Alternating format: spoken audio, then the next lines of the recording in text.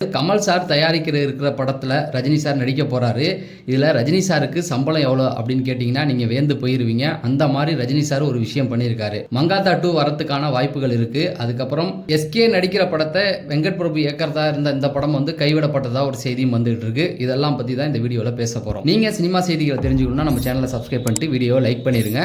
First எடுத்தோடனே வெங்கட் பிரபுலேருந்து ஆரம்பிப்போம். ஏன்னா மங்காத்தா 2 அங்கேருந்து தான் வரப்போகுது. இப்போ கோட் படம் ரிலீஸ் ஆனிச்சு.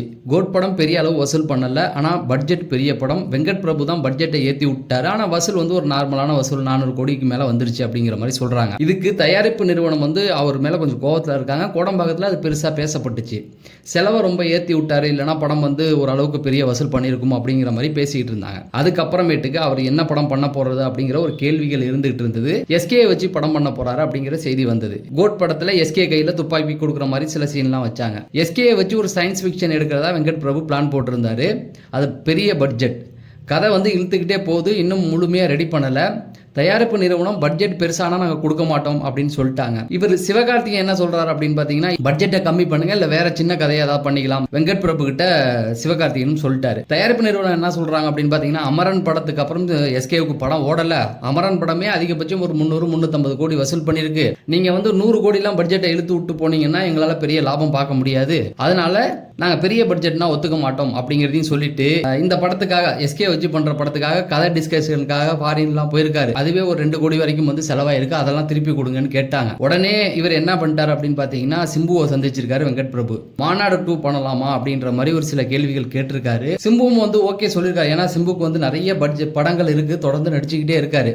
ஆனால் வெங்கட் பிரபு கூட நடிக்கிறதுக்கு அவர் வந்து ஆவலாக தான் இருக்கார். ஏன்னா வெங்கட் பிரபு தான் ரொம்ப இடைவெளிக்கு அப்புறமேட்டுக்கு சிம்பு வந்து ஃபார்ம் அவுட் ஆயிட்டாரு, இனிமேல் வரமாட்டாருன்னு சொல்லும்பொழுது மாநாடு படம் தான் அவரை காப்பாற்றி விட்டுச்சு.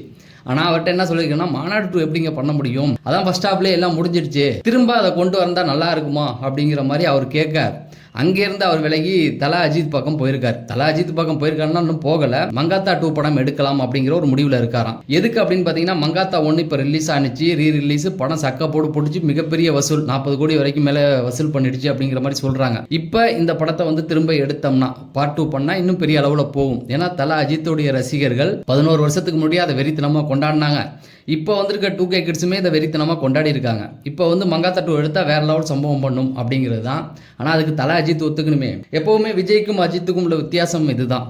விஜய் எப்போவுமே ரசிகருடைய மனநிலை புரிஞ்சு அதில் அப்படியே ஓடிடுவார். இதை எதிர்பார்க்குறாங்களா கொடுத்துருவோன்றுவார். தல அஜித் அப்படி கிடையாது. ரசிகர்கள் எதிர்பார்த்தாலும் அவருக்கு பிடிச்சது தான் பண்ணுவார். ஏன்னா மங்காத்தா 2 ரசிகர்களுக்கு பிடிக்கும்னு அவருக்கு நல்லாவே தெரியும். ரொம்ப வருஷமாக அதை வந்து நிறைய பேர் கேள்வி கேட்டுக்கிட்டே இருக்காங்க. ஆனால் அவர் ஒத்துக்க மாட்டுறாரு. அதே போல் முருகதாஸ் கூட அவர் ஒரு படம் பண்ணணும்னு நிறைய வருஷமாக எல்லாருமே எதிர்பார்க்குறாங்க. அவர் முருகதாசும் சொல்லியிருக்காரு. ஆனால் தல அஜித்துக்கு அது தெரிஞ்சும் அதை வந்து ஒத்துக்க மாட்டார். அதுதான் தல அஜித். ஆனால் மங்காத்தா 2க்கு அவர் ஒத்துக்கணும். ஒத்துக்கிட்டாரு அப்படின்னா கண்டிப்பாக அது வேற லெவல் சம்பவம் பண்ணும். இல்லைனா வெங்கட் பிரபு அவர்கள் அடுத்து ஹீரோவை தேடி போகணும் அப்படிங்கிறது தான். ரஜினி சார் நடிக்க போகிற 173வது படம் உங்களுக்கு தெரியும். கமல் சார் தயாரிக்கிறாரு.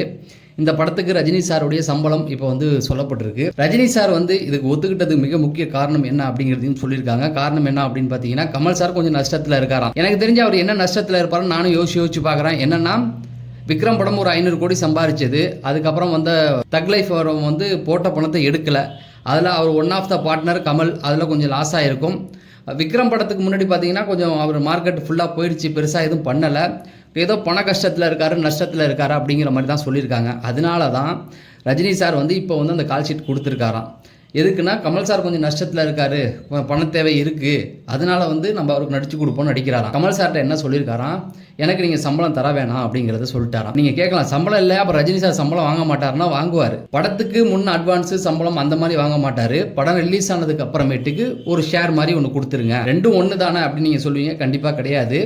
ரஜினி சாருக்கு சம்பளம் கொடுக்கணும்னா இப்போ 220 கோடி வரைக்கும் வந்துட்டாங்க. அதை இப்போ எடுத்து கொடுத்துட்டு படத்துக்கு பட்ஜெட் அப்படிலாம் போனால் படம் வந்து நஷ்டத்தில் தான் போய் முடியும். அதுக்கு பதிலாக ரஜினி சார் சம்பளமே வாங்காமல் படத்தில் வந்து நடிச்சிருவார். நடித்து முடிச்சதுக்கப்புறம் பட்ஜெட் பார்த்தீங்கன்னா ஒரு 100 கோடிக்குள்ளே தான் இருக்கும். 100 கோடிக்குள்ளே எடுத்துட்டு அது ரிலீஸ் பண்ணும்போது ஒரு 400 கோடி 500 கோடி வரும் இல்லையா, அதுலேருந்து ஒரு ஷேர் மாதிரி ஒரு பங்கு மாதிரி வாங்கிக்கிறாரு. ஸோ இது வந்து தயாரிப்பு நிறுவனத்துக்கு ஒரு லாபத்தை கொடுக்கும். அந்த முறையில் தான் வந்து ரஜினி சார் ஒத்துக்கிட்டாராம். அதாவது தன்னுடைய நண்பருக்காக இதை விட்டு கொடுத்துருக்காரு அப்படிங்கிறதான். வேற யாருக்கும் அப்படி விட்டு கொடுக்க மாட்டாரு. சிலருக்கு வந்து பங்கு கொடுப்பாரு. எப்பவுமே தான் நடிக்கிற படங்களுக்கு SP முத்துராமன் ஒரு சில நடிகர்களுக்கு வந்து பணம் கொடுப்பாரு. சமீபத்தில் இப்போ பெருசாக எதுவும் அந்த மாதிரி செய்திகள் வரது கிடையாது. ஏன்னா சன் பிக்சர்ஸ் வந்ததுக்கு அப்புறமேட்டுக்கு தொடர்ந்து அதை பத்தின எந்த செய்தியும் கொடுக்கறது இல்ல. இந்த படம் முழுக்க முழுக்க கமல் சாருக்காக தான். சம்பளத்தை நிர்ணயம் செய்ய போறது கமல் சார் தான். ரஜினி சார் நீங்க இவ்வளவு கொடுன்னு கேட்க போறது இல்ல. ரிலீஸ்க்கு அப்புறம் லாபத்துல எனக்கு ஒரு பணம் கொடுங்க அப்படிங்கிறது தான். அதை அவர் கொடுத்துருவாரு. ஏன்னா 2 பேருக்குமே ஒரு நட்பு இருக்கு இல்லையா, அதுக்கு ஏத்த மாதிரி அவங்க கொடுத்துருவாங்க அப்படிங்கிறதா. தொடர்ந்து சினிமா செய்திகள் தெரிஞ்சுக்க நம்ம சேனலை சப்ஸ்கிரைப் பண்ணுங்க. நம்ம சேனல்ல வேற எந்த நடிகரை பத்தி தொடர்ந்து பேசணும் அப்படிங்கிறத கமெண்ட் செக்ஷன்ல சொல்லுங்க. நம்ம அடுத்த வீடியோல சந்திப்போம். நன்றி, வணக்கம்.